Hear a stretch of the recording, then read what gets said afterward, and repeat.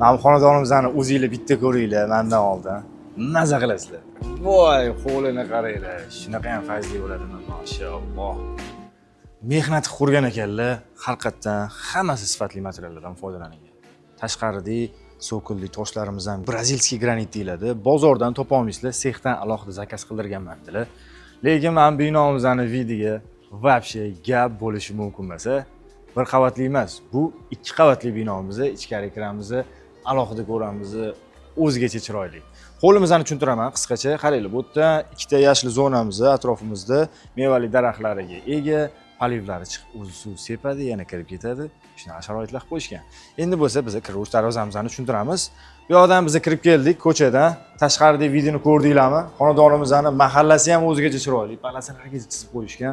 Bu yerdan kirish darvozamizni kirganimizda o'tiradigan zonamiz alohida. Agar oshna og'ayni bo'lsa, mana shu yerda o'tirib, maslahat qilib gaplashib o'tiradigan zona ekan. Qo'l yuvadigan joylari bor va bu yerdan yana bitta alohida binomiz, buni kirib ko'rsatamiz. Keling, bismillah. Bu yoqqa kiramiz, mehmonxona. Ko'rasizlarmi? Mehmonlarni to'g'ri masjidga olib kiramiz. Mehmon to'g'ri sizlarniki. Ko'ringlar, maza qilinglar. Mebellarigacha chiroyli qilingan, oyog'imizdan tagiga kafil qilingan, cho'pli pollari bor, televizor zonamiz, dekorativ zona, pardalargacha ilib qo'yilgan. Lekin menga mana mamnisi yoqdi, ko'rasizlarmi? O'rtadan boshqacha dizayn bilan qimmat lyustra ekan bu. Endi pulini aytmayman, qo'rqib ketasizlar. Kelib o'zingizlar egasidan so'rasanglar, qatdan qana qolganlargacha keltirib tushuntirib beradi. Biz bunaqasiga oshxonaga o'tamiz. Sifatli eshiklardan qo'yilgan ekan. Oshxonamizda bor yo'q 2 marta ovqat qilganman dedilar. Lekin yengidek turibdi, ko'rasizlar. Bu yoqda havo chiqib ketadigan vichkalari bor, ishda oladigan joyi, gazlari, xullas hamma sharoitlari cho'tki qilingan. Bu yerdan bitta eshigimiz yana hovliga chiqamiz. Hovlimizning atmosferasini ko'rish davom etamizmi? Ketdik, bunaqasiga yuramiz.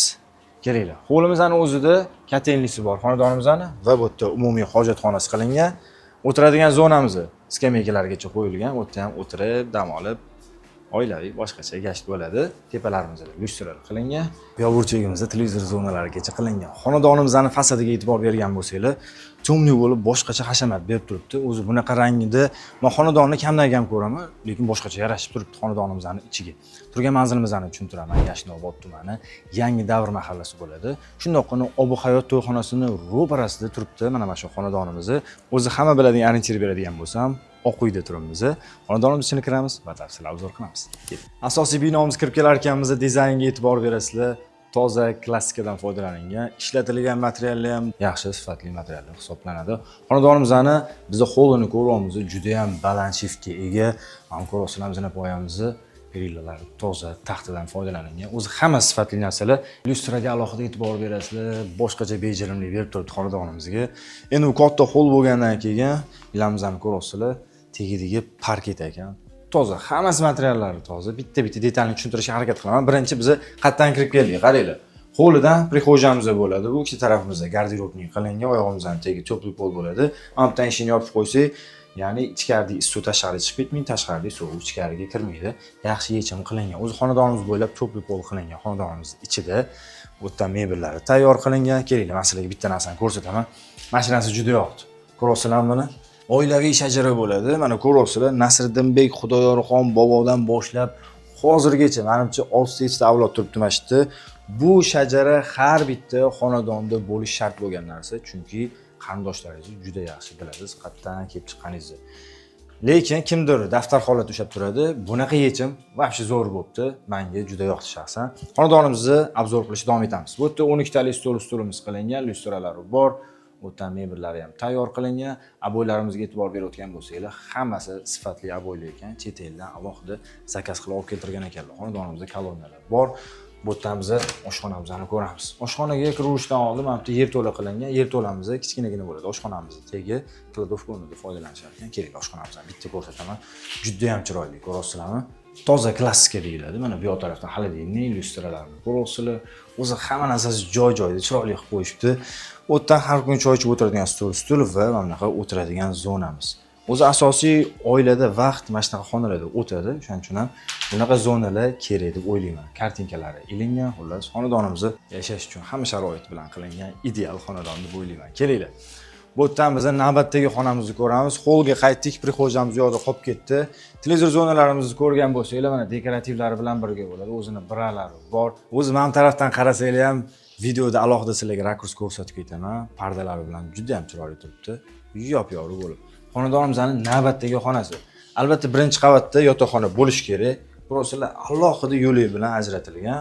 Umumiy hojatxona, yuvinish xonasi bilan birga bo'ladi va yotoqxonamiz. Yotoqxonamizning mebellari tayyor qilingan, o'zining garderoblari bor. Bu yoqdan hovliga qaragan derazalari mavjud. Xona ikkilik bo'lgan, hamma narsa joy-joyida bo'lib turibdi.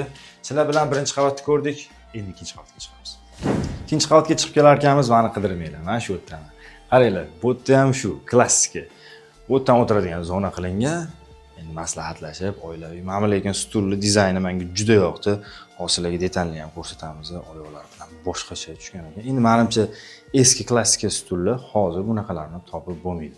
Lyustrasi tepasida ilingan, mana bu hol o'zining lyustrasi lekin boshqacha bejirimni berib turibdi xonadonimizga. Endi xonalarga to'xtalamiz. Bunaqasi yurib kelar ekanmiz, mana bunaqa o'zini katta konditsionerlari bormi deganiki, bu yoqda sifatli eshiklar ko'rasizlar. Boya birinchi qavatdagi holga o'xshab bir xil tushgan proyektda. O'tdan umumiy hojatxona, yuvinish xonalarimiz klassika stildagi o'zining dizayni bilan birga va yotoqxonamiz.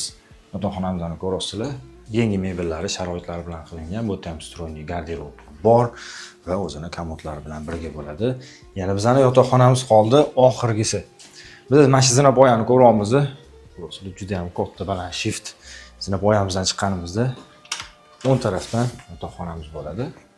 Mana ko'rishingiz mumkin. Bu yotoqxonamiz ham hamma sharoitlari qilingan, garderobi bor, o'tdan komodlari, hovliga qaragan derazalari. Xullas, xonadonimizda 100% holatda shundoq kelasizlar, yashaysizlar. Aboylari ham juda sifatlilari qo'yilgan ekan. Umumiy yer maydonini eslataman. 5 sotuvga tushgan xonadonimizda umumiy 5 xona plus oshxona, ikkita katta holga ega, narxini bo'lsa 385 ming dollar bilan baholashyapti. Oq uyga menimcha juda ham yaxshi narx. Bu tildan qiziqib ko'ringlar. Yo'l yuzi, katta keng ko'cha, fayzli mahallalar orasida bitta klassik stilda qurilgan, yana bitta chiroyli xonadonimiz. Narxiga juda arziydi deb o'ylayman. Yana bitta ma'lumot aytib ketaman. 430 ming deyishyapti mebel texnikalari bilan birga. Agar hammasini olib chiqib ketadigan bo'lsa, hozir aytganimdek 385 ming. Bu ikkala narxdan ustiga kelsanglar, ozgina chiroyli qilib o'tib beradigan joylari bo'ladi. Qo'shimcha ma'lumotlarni pastki raqamga qo'ng'iroq qilib, uy egalari bilan birga baraka qilsanglar bo'ladi.